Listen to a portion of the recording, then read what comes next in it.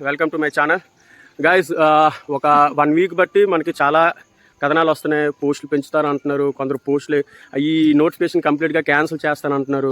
కొందరు అయితే July 30న court case పూర్తిగా కొట్టేసి మరి ఈ నోటిఫికేషన్ ఖచ్చితంగా ఫినిష్ చేస్తానంటున్నారు. అయితే ఈ కొంచెం సిద్దుకి గారు చూసుకున్నట్లయితే కొంచెం అతనే అందరితోటి వెళ్ళి మాట్లాడతారు. అతను చలవ మేరకే మనకి మెగా డిఎస్ కూడా వచ్చింది, అది మీ అందరికి తెలుసు. సో అతనైతే ఏంటన్నారంటే 6100 కానిస్టేబుల్ నోటిఫికేషన్కి మీరు సిద్ధంగా అండి, ప్రభుత్వం సంచలనమైన నిర్ణయం తీసుకుంటుంది అనేసి చెప్పడం జరిగింది. దీని తర్వాత వచ్చిన చాలా వీడియోలు ఈ నోటిఫికేషన్ రద్దు చేస్తారు, లేక ఈ నోటిఫికేషన్ కంటిన్యూ చేసి మళ్ళీ జనవరి నాటికి మరి కొత్త జాబ్ క్యాలెండర్లోని మెగా పోలీస్ జాబ్ అయితే ఇస్తారు అనేసి అంటున్నారు. అయితే దీని మీద నేను ఒక్కనే కాదు, మనతో కూడా ఉన్న కొంతమంది మరి కానిస్టేబుల్ యాస్పిరెంట్స్ అయితే మనతో గ్రౌండ్లో ఉన్నారు. వాళ్ళ ఒపీనియన్, వాళ్ళ అభిప్రాయం దీని మీద ఏ విధంగా ఉందో మనం తెలుసుకుందాం. గైస్, మీరు ఎవరు స్కిప్ చేయకండి, స్కిప్ చేసి వెళ్ళకండి. మనం వాళ్ళని అడుగుదాం ఏ విధంగా వాళ్ళు ఆన్సర్ ఇస్తారో, వాళ్ళ అభిప్రాయం ఎలాగుందో. అంటే గ్రౌండ్ లెవెల్లో ఒక పోలీస్ యాస్పిరెంట్ ఒక అభ్యర్థి తాలూకు అభిప్రాయం ఏ విధంగా ఉందో ఈరోజు మనం వీడియోలో చూద్దాం, వెళ్దాం. అయితే అన్న సిద్దుకి గారు మరి ఆ రోజు మెసేజ్ పెట్టినప్పటి నుంచి చాలామంది వీడియోలు చేస్తున్నారు. నోటిఫికేషన్ కంప్లీట్గా రద్దు చేసి మెగా డిఎస్సి లాగానే మెగా పోలీస్ జాబ్ ఇస్తాను అని అంటున్నారు. దాని మీద మీ అభిప్రాయం ఏంటన్నా? ఇది రద్దు చేయడానికంటే ఇది రద్దు చేయాలనే ఆలోచన ముందు పక్కన పెడితే 33 సంవత్సరాలు ఉన్న అభ్యర్థులు ఇప్పుడు ఇది రద్దు చేసి కొత్తగా పెడితే వాళ్ళకి ఏజ్ అనేది పోతుంది, ఒకటోది. రెండోది, ఇప్పుడు 2022 డిసెంబర్ నోటిఫికేషన్ ఇది 2.5 సంవత్సరాలు ఇంచుమించు రూమ్లో అంటుంటాను.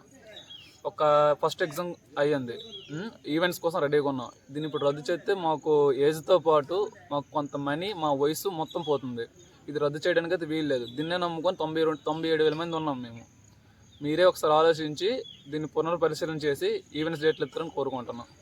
అయితే ఈ కానిస్టేబుల్లో మనకి సచివాలయంలో మహిళా కానిస్టేబుల్ ఉన్నారు కదా, వాళ్ళని విలీనం చేయడం పైన వారి ఉద్దేశం ఏంటి? హోమ్ మినిస్టర్ గారు కూడా చెప్పారు దాని మీద, దానికి ఎంతో చక్కగా వాళ్ళు చెప్పారు. దాని మీద మీ అభిప్రాయం?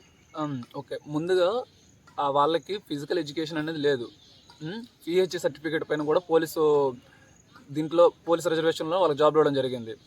ఈవెన్ కానిస్టేబుల్ అనేది ఓన్లీ ఇంటర్ పైనే కానిస్టేబుల్ చేస్తారు. డిగ్రీ పైన అనేటప్పుడు ఇంటర్ చేసి డిగ్రీ కొన్ని సబ్జెక్టులు ఉంచిన వాళ్ళు కూడా కాకినాడ అక్కడికి ఇన్స్టిట్యూట్కి వెళ్ళి చదువుకొని రెడీగా ఉన్నారు.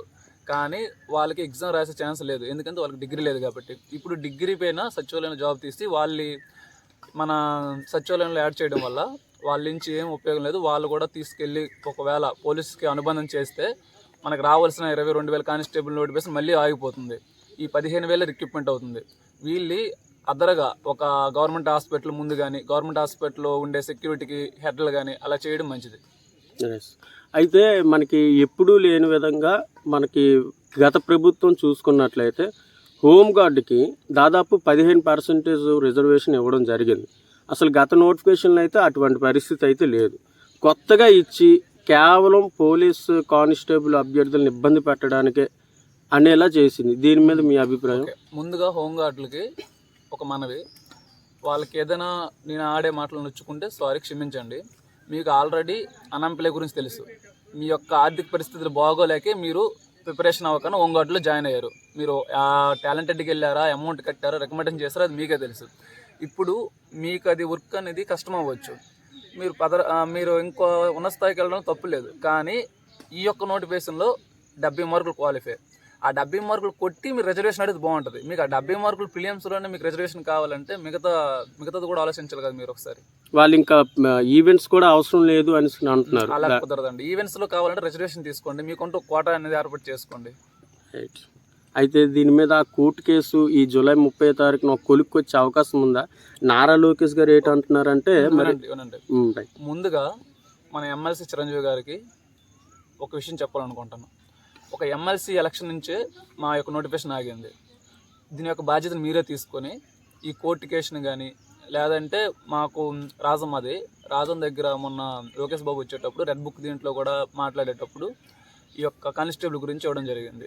దీని ప్రస్తావన కూడా రావడం జరిగింది. చంద్రబాబు నాయుడు గారు వచ్చేటప్పుడు కూడా దీని యొక్క ప్రస్తావన జరిగింది. మీరేంటంటే దీన్నే పునర్పరిశీలన చేయాలి తప్ప దీన్ని రద్దు చేయడం కానీ, లేదంటే హోంగార్డులు అనేది వాళ్ళకి రిజర్వేషన్ ఇవ్వండి, కానీ ప్రిలియమ్స్లో కాదు, దాన్ని మెయిన్స్లో ఇవ్వండి. ఈవెంట్స్లో కాదు, ఈవెంట్స్లో ఇచ్చినా సరే ఎక్స్ ఆర్మీ వాళ్ళగా ఈ హోంగార్డులకు కూడా ఒక ఎంత పర్సంటేజ్ రిజర్వేషన్ ఇవ్వండి.